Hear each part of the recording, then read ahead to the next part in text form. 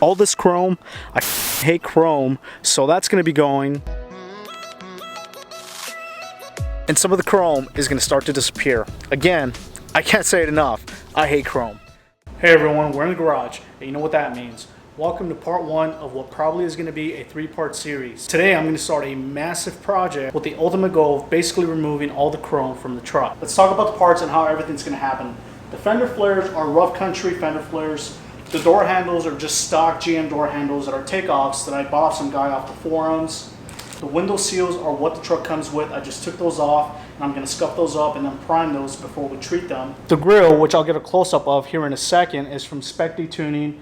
And Spec-D Tuning is the same company that makes the aftermarket headlights for all the sedans and the trucks. So they're very well known in the community. This grill pretty closely resembles the Denali grill. It's not a 100% match, but it's pretty darn close to it. And there's a reason why I wanted plastic or ready to paint surfaces over chrome, and I'll share that with you here in a second.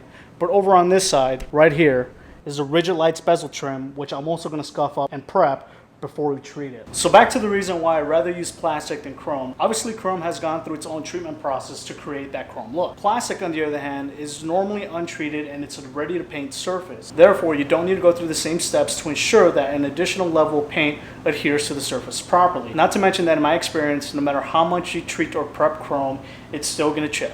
And once it chips, whatever layer of paint or bed liner or any other kind of finish that you put on top of that chrome, that's going to come right off with it. So back to the plastic. Since it's plastic, it does not need to be sanded. That's a common misconception. If you sand plastic, chances are you are going to damage it, or you're going to create too much of an abrasive surface, whether it be paint, bed liner, or plastic dip. Those scratches are going to transfer over to that surface. Even though both Rough Country and Spec-D Tuning assure people that these are ready to paint surfaces, what I'm going to do is I'm going to still scuff them up a little bit with just a simple Scotch-Brite pad. And I'm not going to go crazy with it, it's just going to be a very light scuff. And then I'm going to follow that with U-Pole grip promoter. And then finally the end goal is to have everything Raptor lined. A quick note about all this, I'm not endorsed by U-Pole, I'm not endorsed by Raptor Liner, which is actually a sub-brand of U-Pole or any of that. These are all just products that I've used that I know work, and I've had them on over 3 trucks now, and not once have I had any issues. With that being said, I'm going to set my workstation up and I'm going to get started. Be warned, if you're going to take this project on yourself, might as well tell your wife or girlfriend to call the neighbor and keep them company for the weekend because you're going to be busy. This is not something you could do overnight.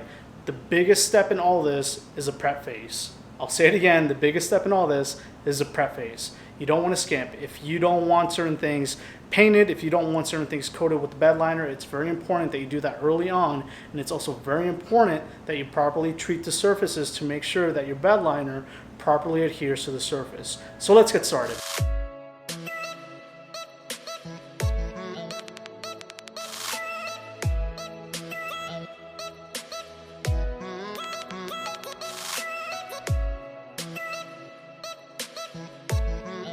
A quick note, when you're scuffing these up, if you're reaching that grayish haze, you're doing it right. What you want to do is you want to make sure that the initial shine that the parts come with is gone. That is what's going to create that abrasive surface and allow your primer to sit properly. Just to give you guys another example of the look you should be trying to achieve, this is what it looks like when it's been scuffed up, and this is what it looks like when it's been untreated. See that shine? See that haze? This is what you're trying to go after. Another quick update here. You guys can see that all the parts have this really gray looking haze all over it, especially the grill. The grill ended up coming with some really soft paint and it just really scuffed up real nice. So that's going to be ready to adhere to the next surface really, really nice. Same thing with the fender flares. Go, and the door handles.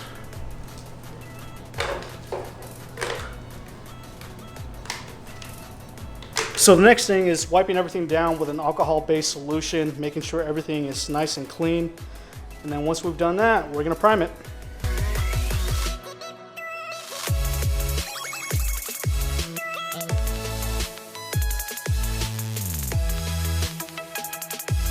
This is a good indicator of whether or not you've done a good job scuffing up the surface. If you're picking up that loose paint, that old dust, that's a good sign.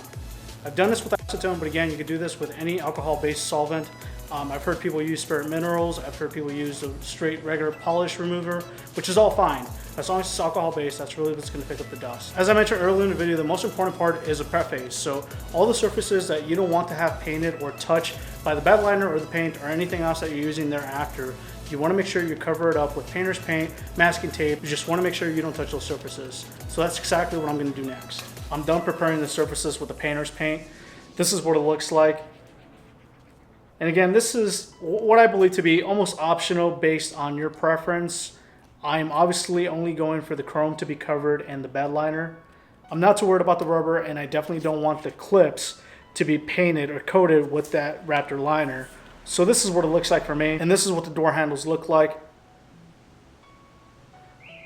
Obviously, I don't want anything to impede the door handle working properly or the way it should, so that's why I just decided to cover the hinges. So next, we're ready for some primer. And the reason why I'm not showing the grill or the fender flares being prepped is because those are all completely plastic. There are no moving parts or hinges or anything on those. Those are complete direct bolt-ons, so there's nothing to worry about there. I'm just gonna prime everything, I'm gonna coat everything, and that shouldn't be a problem when it comes to installation.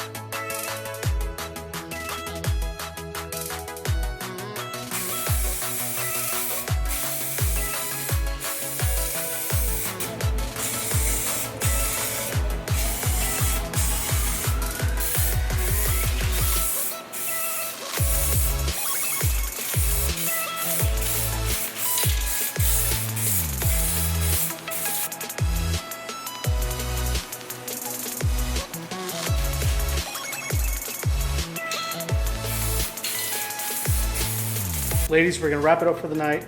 A lot of things got done today. I scuffed up all the parts and prepped them all with the adhesive promoter.